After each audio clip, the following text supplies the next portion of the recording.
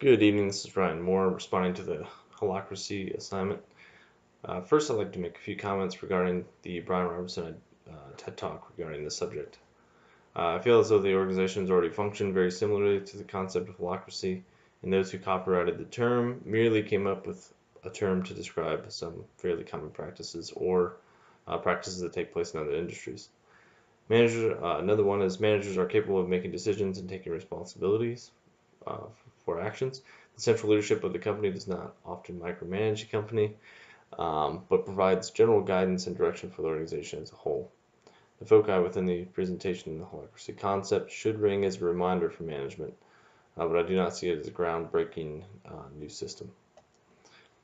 As Mr. Robinson describes holacracy, I thought of the U.S. and how its system of government works. The agencies function somewhat autonomously, but are guided by the executive leader, law, and legislative policies. The leaders of those agencies make decisions and own them. If the executive disapproves of anything they do, they may be relieved or adjusted accordingly. Although there is a potential for a CEO of a company to lead the company astray, the board of directors, shareholders, and management can work to make changes as a collective to right the ship, so to speak. Too many chiefs leads to too many directions in the pursuit of too many interests that would be unhealthy for the longevity of the company. Jurgen Apello in Forbes finds holacracy to be just like a bureaucracy, as I previously described, and more process-driven than people-driven. Just as the U.S.'s democracy is arduous and changes are painstakingly slow to implement, so too would any change within a company that implements holacracy. It is the opposite of agile.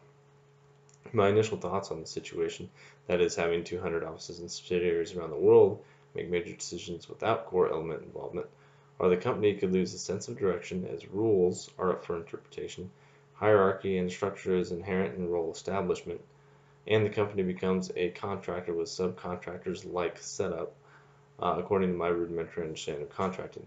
I understand why Rogier believes switching to the decentralized management style will boost performance and motivation, as several motivational theories would potentially be satisfied across the organization, but I think a more measured approach would be appropriate in order for Rogier and company to assess the effectiveness of changes.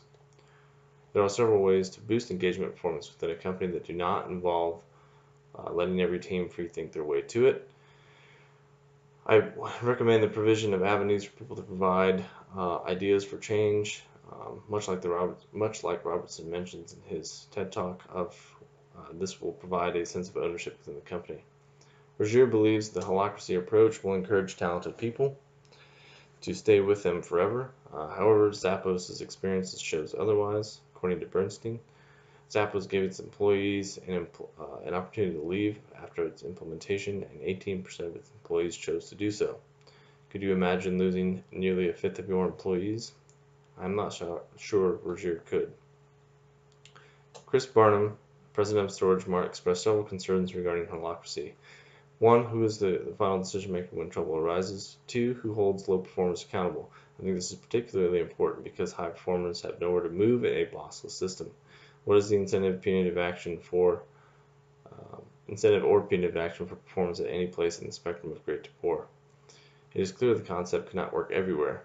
Burnham does not seem to think the system would affect agility, but other folks think otherwise. Back to the story of Derek and Rogier. So the company in contact is not having issues, as Derek highlights. Therefore, the incentive or risk versus reward for making a change is lower, in my opinion. Additionally, I agree that the company and its subsidiaries need to have a consistent policy in order to lower liability, but it is clear that the parent company operates similar to a number of large companies such as Berkshire Hathaway or Disney. There is still a reporting chain to some degree, but the parent company leadership only steps in to make changes when absolutely necessary. The parent company must maintain oversight to protect its brand and associates. Therefore, I do believe that Derek should fight the initiative to implement holacracy. Thank you.